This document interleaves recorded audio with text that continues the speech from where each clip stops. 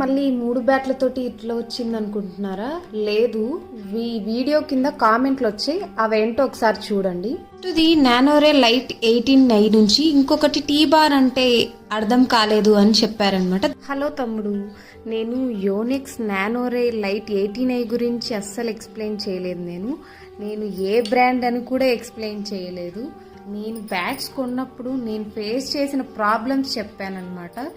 ఇవి కొంతమంది తెలిస్తే అవి చూసుకొని తీసుకుంటారు కదా అని చెప్పానంతే.